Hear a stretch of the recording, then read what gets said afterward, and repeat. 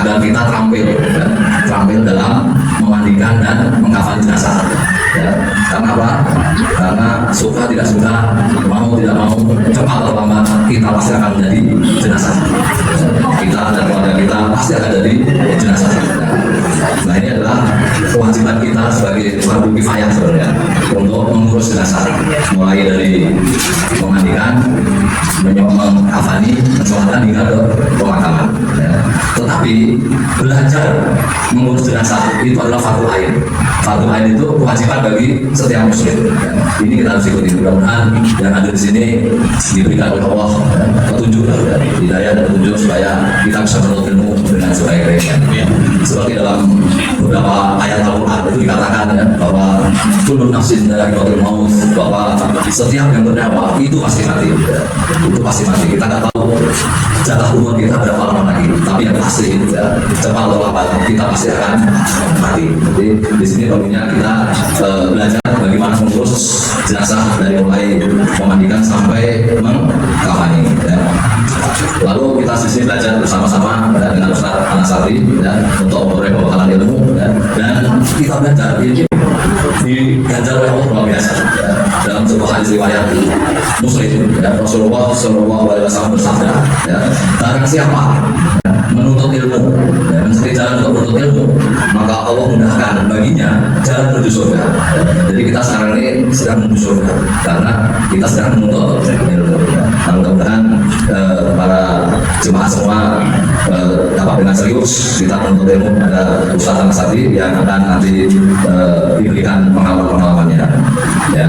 Kemudian bapak-bapak, ibu-ibu dan remaja yang semoga dimuliakan Allah SWT, sebelum pelatihan saya ingin menerangkan mengenai member atau anggota Janais di KMLTH ya. Saya yakin di sini masih baru yang ikut member ya.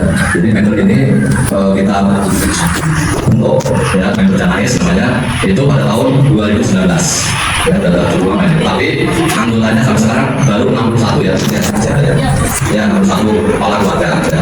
Makanya di sini saya yakin masih banyak yang belum ikut member ya. Nah sekarang member ini semakin kuat baik dalam sifatnya maupun fasilitasnya. DKM karena kita nggak punya dikasih otoritas sepenuhnya. Misalnya Bu, ini mau dibandingkan kapan? Wah, nunggu anak saya dulu. Padahal ya layak setelah meninggal itu ya, itu 3 jam ya panas ya. Nah, 3 jam maksimal 3 jam ya, itu harus dimandikan ya. Kalau nggak dimandikan itu ngaruh ya.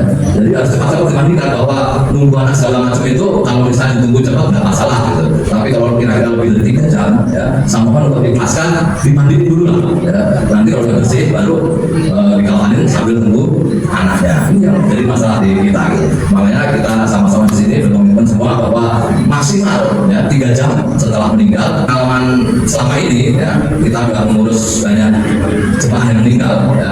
Itu macam-macam, ada jemaah yang belum member ya, belum member, tapi dia bilang ke saya waktu itu, Pak, saya tolong DKM yang ngurus. Nah itu bagus, kita harus benar-benar Pak.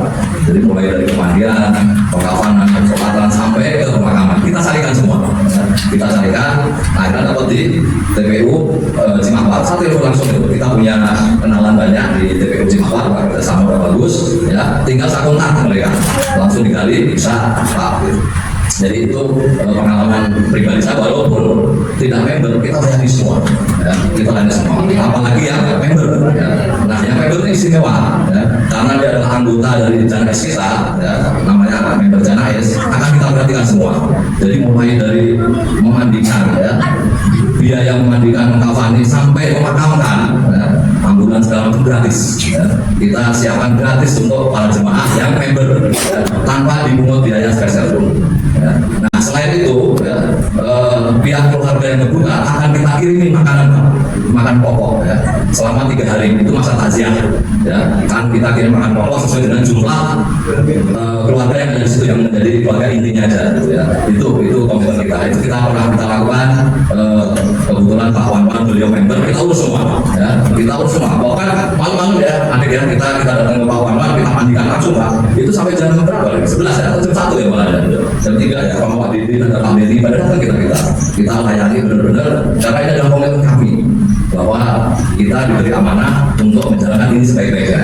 Maka kita langsung terjun memandikan kawani rame-rame ya, kita DKM dan disolatkan lalu pemakaman di TPU Cimapak. Itu ya nggak kena biaya sepeser pun.